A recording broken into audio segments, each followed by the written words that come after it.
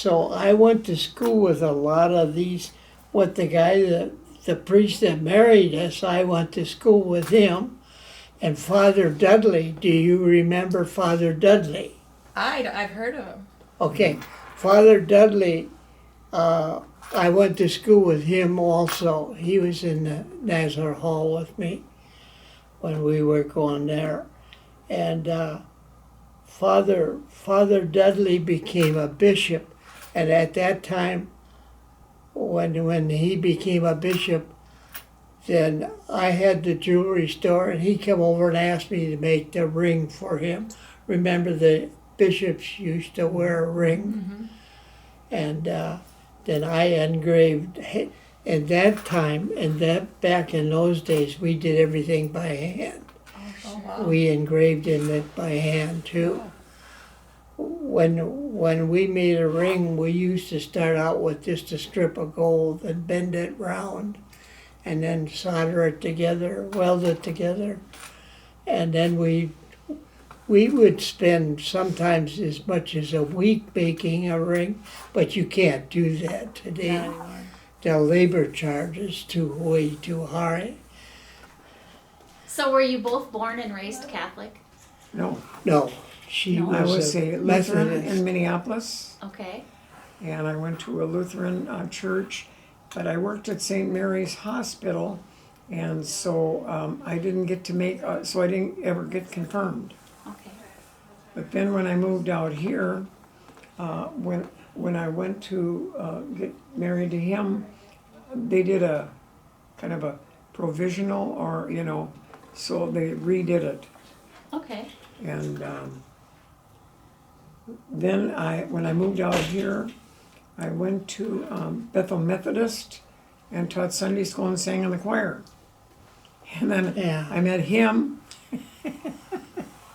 and then I turned Catholic. Now, Reverend Bull was a wonderful preacher, him and his wife, and he wasn't very happy with me at all, Married. 1949. 47, 48, 49, August 13th, 1949. Were you married at Our Lady of the Lake? Oh, yeah. Yeah. So did you convert before or after you got married? No, I had to do it before. Yeah. Yeah. So then you raised your family Catholic?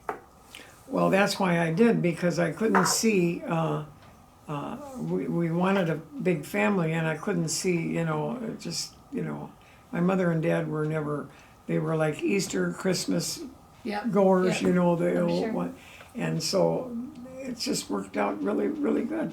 So you knew early on that you wanted to raise your family Yeah. Oh, in yeah. one. I wanted more. We have 5. We have 5 children. We have 14 grand, and we have 23 great. Is that enough? You. You got your No, big there's some family. more money. There's more coming. That's awesome. There's more coming. But getting back to where our jewelry store is downtown Mound, and Father Morin's house was next door. Well, we lived right across the street. So Yeah. when We sold to the Catholic we Church. sold our property Our where the property, kitchen is, where Father's kitchen is. Yeah. That's about where our house was. Yeah. Oh. And then the next door was a doctor, and then there was Bill Netka. Yeah, So all those houses, Bill and the doctor's houses, are out on Game Farm Road. Our house was moved out to 92, where 92 is here, and then there's a farm here. Yeah.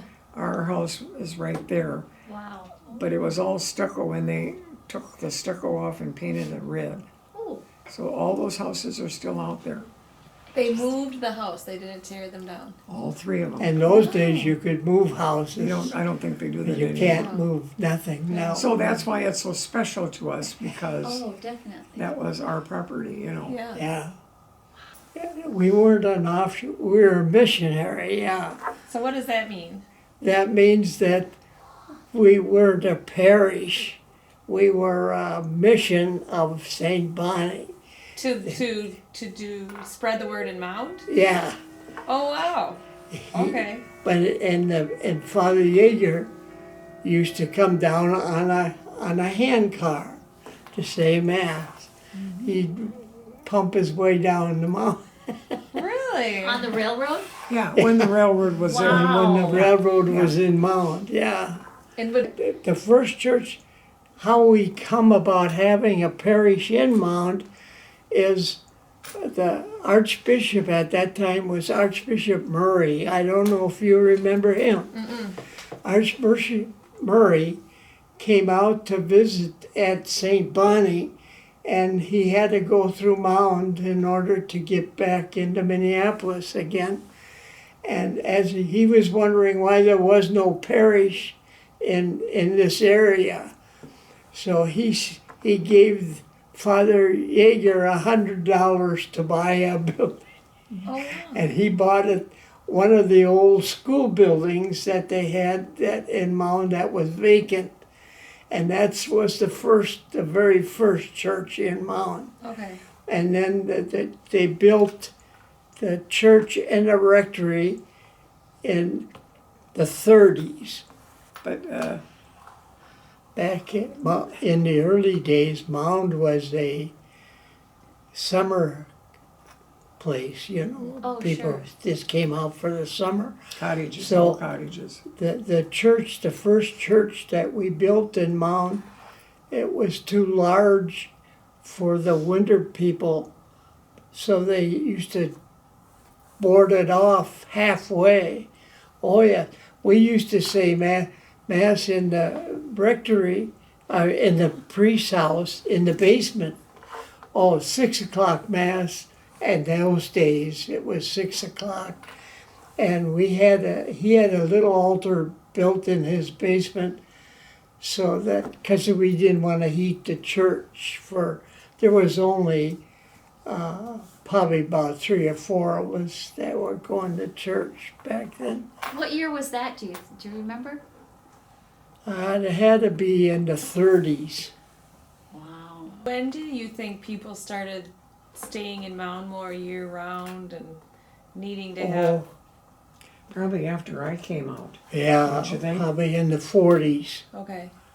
Because in the 30s and that we were just a summer town. You know, people just came out for the summer. Yeah. So most of, like I say, I was probably me and my brothers were probably the only altar boys in Mound down at the time because Yeah. there wasn't anybody for, especially 6 o'clock Well, yeah. mass. That was a tough one Yeah. back in those days. They don't have that stuff anymore, but Well, where our store was, next door was Father Moran's house. It was a beautiful little white house. And then he had built a garage next door to that. And then when Netkas came along and built, then that was all gone, right? yeah, that's all gone. A long time ago. So you've really seen the church go through some major changes. Yeah. Oh, yeah. All different priests and all different Yeah. stuff. Do you have a favorite priest? Tegader. You know, a There's lot of people say nobody- that. Flossie, who was in here before Yeah. you. Father Mike. Nobody like him. I didn't get to go to the funeral because I didn't have a ride. My cousin lived in the Bloomington area and she went to that church. There were so many people there that they were outside. Oh. Everybody Good loved testament. him, and he can tell you the story about Minneapolis. Tell him the story. We used to, 3 of us guys used to scrub the church because, you know, they only had one guy in there at one time. And Janitor. So we used to come in every Monday morning, 4 of us guys, and we scrubbed the whole church. And he was a pastor then, and he used to come in and kid us all the time. He used to come in and say, he says, I could eat off the floor here, he says. And then one time, you know, in the old days, they used to, when you did something wrong, you were assigned, you had to do community service. So all the guys used to work for the churches then. Okay. And so this woman saw me working in there, and so she asked Father Tegador, she says, and what did he do?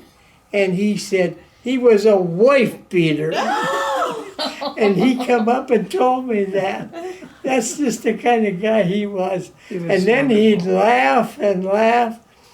Well, just to show you what kind of a guy he was, when we were cleaning the church, we'd sweep a pile of dirt and you know, we'd get it ready to move out, and we'd notice there's a couple of hosts in there. Yeah, they fell on the floor and nobody, and we swept them up in the dirt, and we'd say to Father Tegador, we'd say to him, what are we supposed to do now? He says, I'll show you, and he picks it up, puts it in his mouth. Of course he did.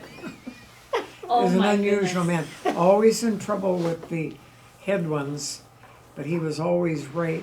He just went against the establishment, but he was always right. That's the kind of guy he was.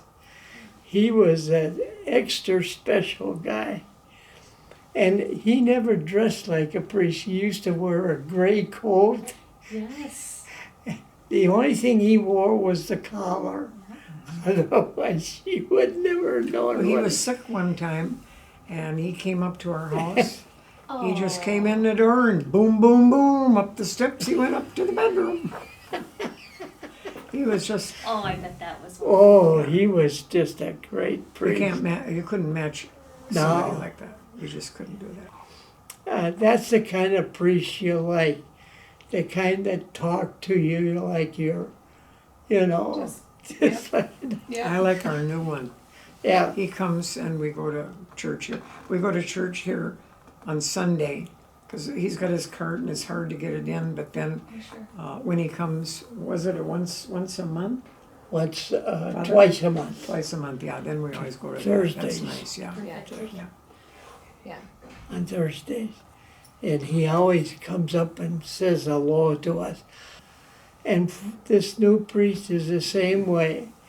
When he comes and sits by you and talks to you. And I always tell him how nice it is to have you come and do that. Just to say a couple words to us. I said that this makes us feel so much better. And he said, you know, Vern, when I try to think of a sermon to give you guys, I can't do it. So what I do is when I get, he goes and sits up on the, have you seen their chapel? Mm-hmm. Yeah. It's got that little platform up there. Yep.